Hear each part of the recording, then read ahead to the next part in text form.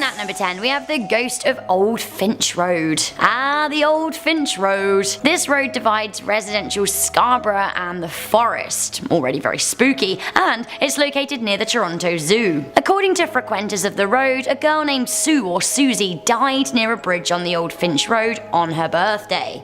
Bad luck for Susie. People often go to the stretch and sing happy birthday in order to provoke the ghost of Susie, who's said to cry or shriek when she hears the song. The legend is supported by local graffiti in the area. The words happy birthday are spray painted onto a nearby rock. Local newspapers don't seem to reflect any girl named Susie being killed on her birthday in the area, but the location has been a hotspot for crime over the years. Despite the lack of archive evidence, anyone who frequents the area will tell you about the crazy moans and screams they hear along the road at night. However, there may be a logical explanation: the proximity to the zoo. When agitated, the fowl have been known to emit a foul noise. Is the ghost of Susie just a particularly angry peacock? Toronto has its very... Coming in at number 9, we have the Night Chopper. Years ago, rumors started to float around about a guy who was patrolling the streets of downtown Vancouver. He would look for drunk people and offer them rides home. Some say he would also try and pick up prostitutes. The mysterious thing is, once these people were seen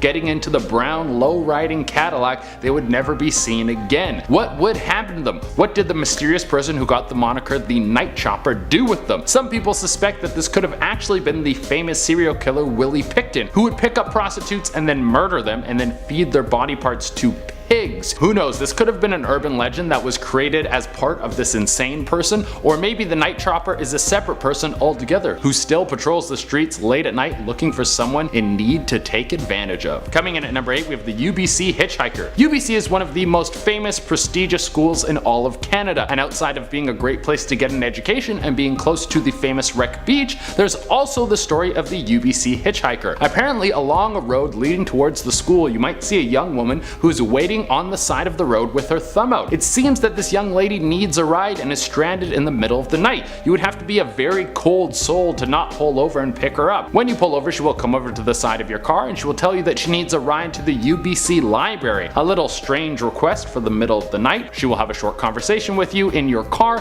and then right when you're close to the library, she will vanish into thin air. Some say this is just a story, while others claim that the UBC Hitchhiker has actually climbed into their passenger seat. Apparently, this is the ghost of a young girl who was hit by a car and killed while she was walking along the road at night. Coming in at number 7, we have the Old Spaghetti Factory Ghosts. The Old Spaghetti Factory is a nice little Vancouver tourist trap that has been in the city forever. Apparently, because of its long-standing history with the city, a few ghosts have decided to call this place home. Inside this restaurant sits an old decommissioned trolley car from the 1950s. Well, if you want to see a ghost, apparently the best thing to do is post up next to this trolley car, because several ghosts have been seen sitting in this trolley. It makes sense. It would be nice to see something familiar when you're a dead ghost. And it's not only sightings that give people the creeps in this restaurant. Apparently, ghosts are quick to learn your name and shout it out as you sit at your table, which might be kind of annoying. Like, dude, I'm trying to eat food over here. Just let me chill and enjoy my meal. You can spook me out later. Coming in at number 6, we have Sasquatch. Vancouver is surrounded by a massive wooded area. There is so much forest there that you can get lost and never be found. So it should be no surprise that there have been plenty of Sasquatch sightings. The big hairy ape man has been spotted enough to have Bigfoot hunters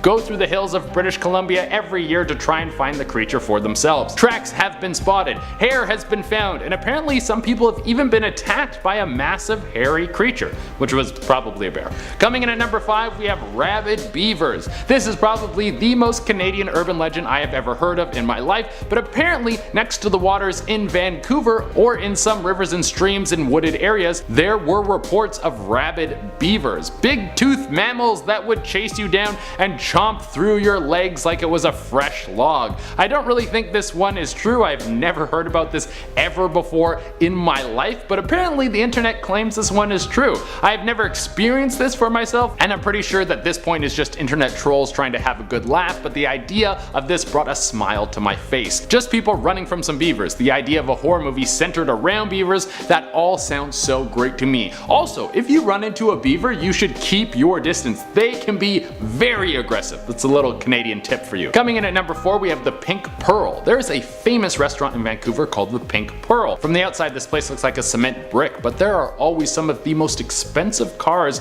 parked in the parking lot. Apparently, this place is one of the best kept secrets in Vancouver, as it is one of the nicest Asian restaurants in the whole city, but is also a gang meeting place. Some of the biggest, most powerful triads from all over Vancouver come and meet and strike deals in this place without anyone knowing. Coming in at number 3, we have the Vogue Theater Ghosts. This is one of the most popular spots in Vancouver if you wanted to see a live show. Of course, Corona happened and I no longer know the state of this place, but there must be a few ghosts in there that are feeling pretty lonely. One of the hidden features of the Vogue Theater are a couple of ghosts that love to pull pranks on guests. They must be sitting around now waiting for people to show up. There was one ghost that would like to sit next to people dressed in a full tux and then disappear. Yeah, that's the kind of shock you want right before you see a live performance. Great, now I get to watch this whole Kill a Mike concert with piss in my pants. Another ghost wouldn't only stick to freaking out guests, but he would venture into the dressing area and create loud noises to freak out the performers. That's one way to get you alert and ready to perform.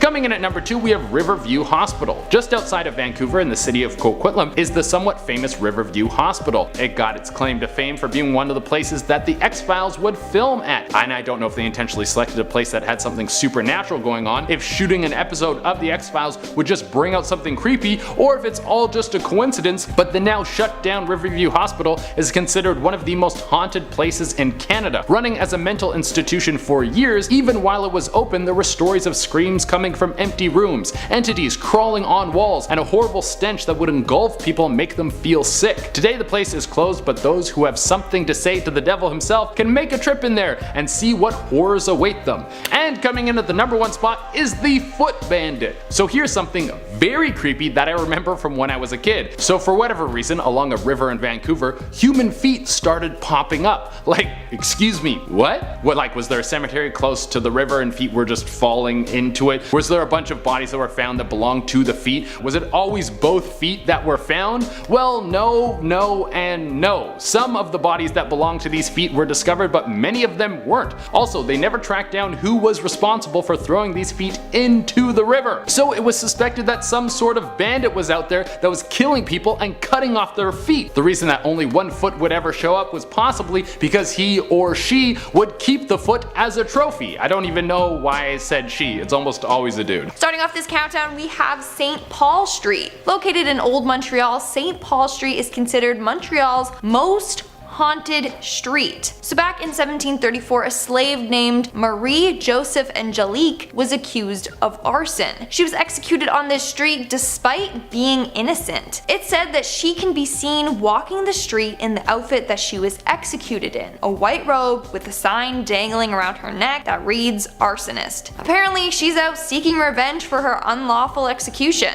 But that's not all. Phantom horse-drawn carriages can also be seen along the street, carrying a number of ghostly passengers. So maybe don't visit this street at night. It's worth taking the long route home than coming across those ghosts. Oh, Nessie at number 9. We have the Serpent of Lake Ontario. Is there a snake in the lake? Maybe. This is possible according to legend anyway. Back when Toronto was called York and Canada wasn't called Canada, settlers noticed something going on in Lake Ontario. Sure enough, they consulted the Seneca and legend told of a huge beast. This beast was called Gassian Dether and was said to live at the depths of the lake. According to the Seneca, the serpent could shoot fire from its mouth. As the 1800s progressed and the city eventually became Toronto developed, more reports of a huge 30-foot snake in the lake just kept on surfacing. It seems old Snakey in the Lakey liked to swim. He was also spotted in Kingston, Ontario, leading to popular legends of Kinksty. Many cryptozoologists think the lake monster could be some kind of old dinosaur, a large long-necked marine reptile. The last time someone spotted old Snakey Gassy was in the late 1960s. Is he still out there? Coming Coming into number 8, we have the mystery of the whale bones. The whale bones of Lake Ontario have caused a lot of mystery and debate and sparked their own urban legends. Basically, in 1987, construction on the harbourfront streetcar terminal began, and an 11,000-year-old whale vertebrae was unearthed. This led to many considering the possibility that whales had swum in Lake Ontario, although geologists, zoologists, and scientists alike didn't think that happened. If they didn't know, how did the bones come to be in that area by the lake? Some think they came from an old exhibited whale carcass at the Fairmont Royal York Hotel. When the whale became too degraded to show, portions were disposed of in the lake. Now, DNA testing on the bone may lend credence to this theory. The bone turned out to be just a few hundred years old, not thousands. Its placement in the lake, however, is still up for debate and a cause of great mystery. Coming into number 7, we have the ghosts of Casa Loma. Ghosts just love haunting a castle, don't they? Casa Loma is a relatively new castle built in 1914 as a Gothic revival mansion by Sir Henry Pellet. The castle-style mansion is said to be haunted by a number of ghosts, firstly by Mr. and Mrs. Pellet themselves, the original owners, who were turfed out when they could no longer afford the upkeep. The most cited ghost, however, is a lady in white. She's been spotted all over the building. The White Lady is someone we believe to have been a maid who worked in the castle in its early days of operation. Now, this was around the time when Toronto was plagued with an influenza that killed 60,000 people. Casa Loma is frequently visited by ghost tourists and puts on a banging Halloween spooky house event. Gotta go there. Coming into number 6, we have the tunnel monsters of Cabbage Town. Cabbage Town is a pretty cool area slightly east of downtown Toronto. You can get a good curry near Cabbage Town, although there might be more than this neighbourhood of the six than meets the eye. In March 1979, 51-year-old Ernest was looking for his lost cat along his Parliament Street neighbourhood. His search led him to a tunnel opening. Now, as he wiggled in the tunnel, flashlight in hand, he saw something that truly tested his beliefs. His light illuminated a furry, monkey-looking creature with orangey red eyes and large teeth. He described the thing as being 3 feet tall with the ability to speak. The creature hissed and told him to go away before it ran off down a tunnel. Ernest then spoke to a journalist at The Sun and said the entrance of the tunnel was in a sewage system that runs under the subway. Being a big local news publication, a lot of people read the article and were very intrigued by the sound of the tunnel monster. Many people even went out to look for it. Now, despite the press coverage, nobody's ever managed to spot the creature. That being said, the description of the Cabbage Town monster is similar to that of the Memagwesi, a small water spirit according to Algonquin mythology. Could Ernest have been seeing one of those critters, and do they still live in the sewers of the city? Coming into number 5, we have the Toronto aerial jellyfish. There might be something going on in the skies of Toronto. In 2012, atmospheric jellyfish were spotted hovering over the city. Now, atmospheric jellyfish are UFO sensations and have been spotted before in China,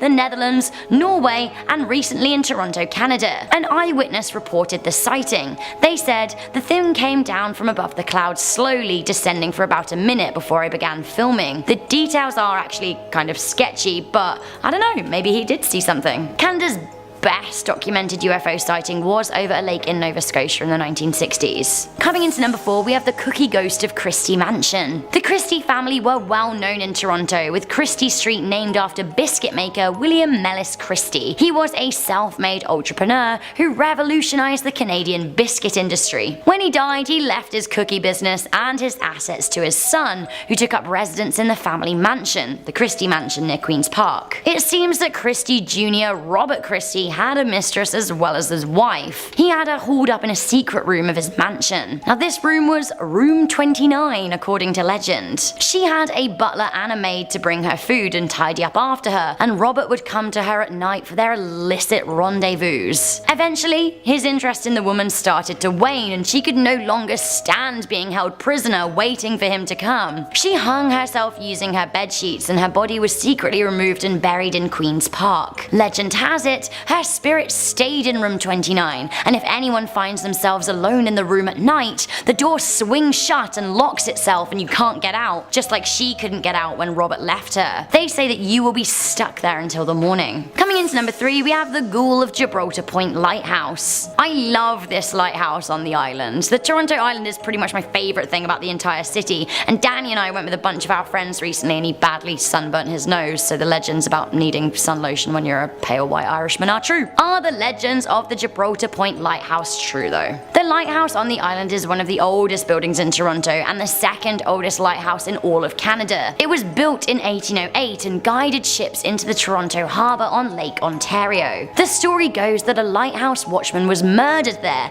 and his ghost still haunts the tower to this day. The first keeper, Rabid, disappeared in January 1815, with local legends saying that he was murdered by sailors who cut up his body and buried it all around the island. Later, lighthouse keeper George Dernan was said to have dug up his jawbone. The lost spirit of Rabid is said to roam the island, but is most commonly haunting the tower. Coming into number 2, we have the urban legend of Tim Hortons spiking their coffee. Tim's is a Canadian institution, despite no longer actually being a Canadian-owned company. Everyone I know goes to Tim Hortons pretty regularly, and we all agree that it isn't even the greatest coffee, but something just keeps us coming back. Well, the urban legend has it that good old Tim is spiking his coffee with nicotine to make it more addictive. Some say that the brew is mixed with the drug, others say that the cups are sprayed with it so that nothing shows up when the coffee is tested from the source. The classic story seems to go that an American hops over the border to the friendly Great White North. They stay with their relatives and adopt their habit of having a Tim's every day. When they get back to the States, they have their blood tested for some kind of routine checkup, and actually it reveals that there's a significant amount of nicotine in their bloodstream. The urban legend has become so popular that Tim Hortons even released a statement to say,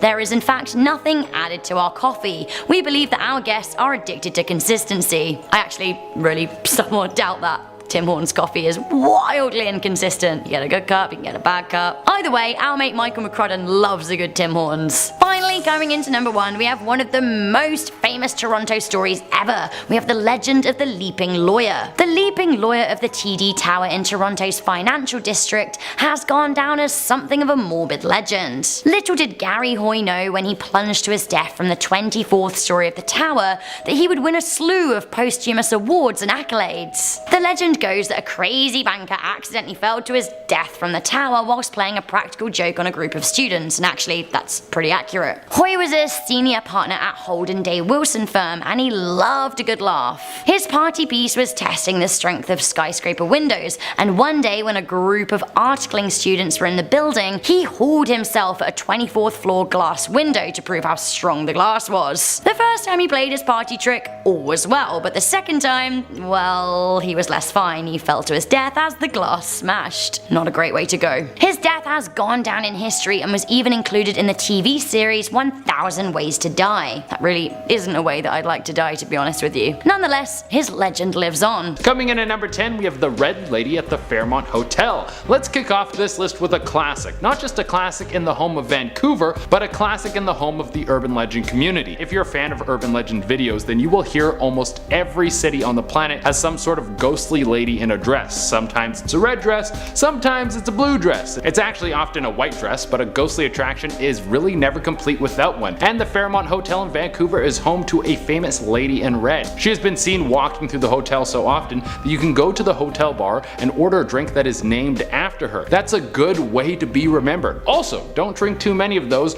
or you're gonna end up walking back to your room cross-eyed, and if you run into her, you won't have the cognitive function to get away. But apparently, this ghostly lady is actually very friendly. If you see her, she often is just strolling down the halls and won't do anything to trouble you. Maybe if you run into her, you should extend your hand and ask her for a dance. In our 9th spot, we have the Red Light District. Back in early 1920s, Montreal's Red Light District was known for being a crime-ridden place. It just wasn't the safest area, to say the least. And now, it's apparently haunted. Legend goes that tons of spirits from the past haunt this area. One of the ghosts is that of Beaupre the Giant. He was an 8'3" tall circus giant, wrestler, and strongman. Sadly, he died early at the age of 23. He must be the tallest ghost in that whole area. A, it would be terrifying to run into a ghost. B, it would be even more terrifying to run into a ghost that's 8'3", like, ooh. Then you have countless other ghosts that haunt the streets and buildings in the area. In our 8th spot, we have McLennan Library. This library is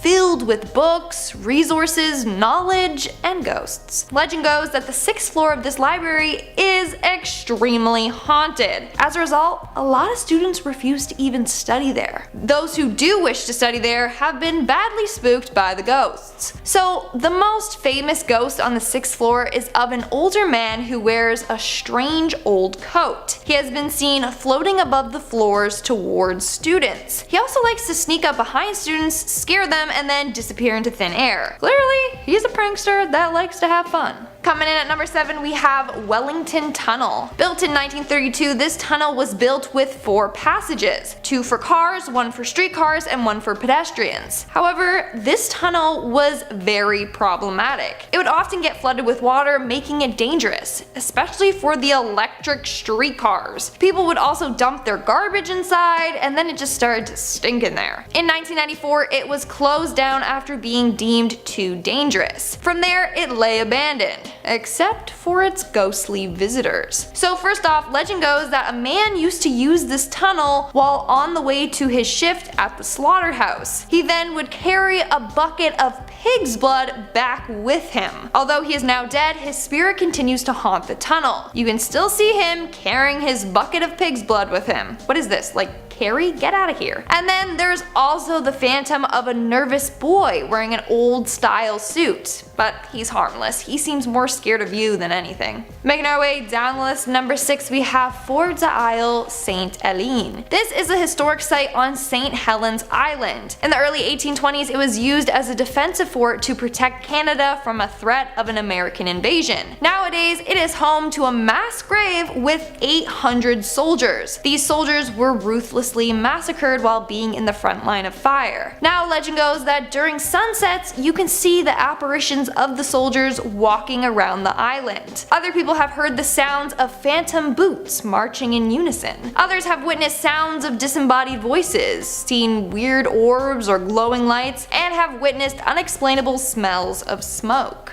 We're now at our 5th and halfway mark with the Bonhomme Sept Ales. The Bonhomme Sept Ales, which translates to the 7 o'clock man, is a very famous urban legend in Montreal. Legend goes that this creature lives in an isolated hut in the middle of the forest, and at night, he roams the streets to search for victims. He is described as being an older man with a heavy sack over his shoulders, a sack filled with his young victims. In some versions, he carries a cane with him to hook around the victim's neck to help snatch them. This was originally meant to scare kids from staying out past 7, but there's some truth to this legend. One Reddit user named Manin claimed that when he was younger, he got chased home by someone who looked exactly like this man creature thing. Who knows? Either way, don't wander around alone past 7. Coming in at number 4, we have the Grey Nuns Mother House. Back in 1918, the Grey Nunnery was home to orphans, the poor, the sick, and wounded soldiers. The orphanage was on the top floors of the left wing, whereas the sick and the soldiers were on the lower levels. But on Valentine's Day of 1918, tragedy struck this institution.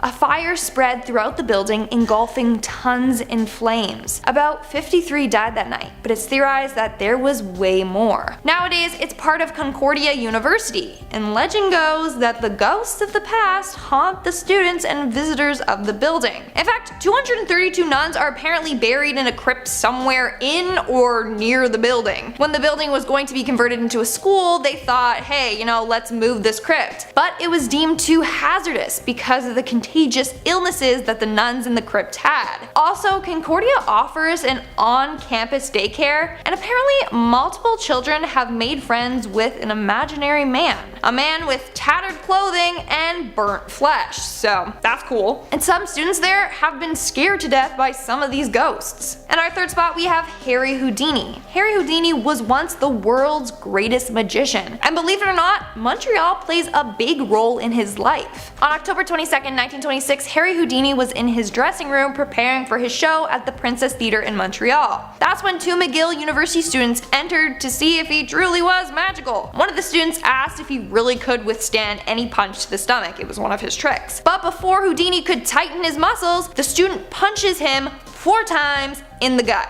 What he did not know is that he ruptured his appendix. Houdini went on pushing through a number of shows, resisting to get it checked out. He passed away just over a week later. Now it's believed that Houdini's ghost haunts the Princess Theater. Staff members have reported seeing his ghost walking around as he dons his top hat and cape. Then in 2002, a fire destroyed one of the auditoriums and damaged 6 others. This fire was blamed on Houdini, who's getting revenge on the place where he met his demise. Moving on at number 2, we have Ravens Crag. In 1860 to 1863, Ravens Crag was a beautiful mansion. Then in 1940, the owner's son donated the property to the Royal Victoria Hospital for them to use as a medical facility. Now it's named the Allen Memorial Institute and is part of McGill University Faculty of Medicine. But it's known to be a very, very creepy place, and according to local legends, it's extremely haunted. According to the university, the upper levels of the buildings are the most ghost-ridden. Apparently in the 1950s and 60s, MK Ultra experiments took place there. Patients went through electroshock therapy, sensory deprivation, lobotomies, and way more. In fact, the building is so haunted that caretakers refuse to clean the morgues in the building, because at night, paranormal activity takes place down there. People have heard the sounds of someone getting tortured and have felt cold hands push them down the stairs. School is haunting enough. We don't need it to actually be haunted too. And in our number 1 spot, we have Sanc.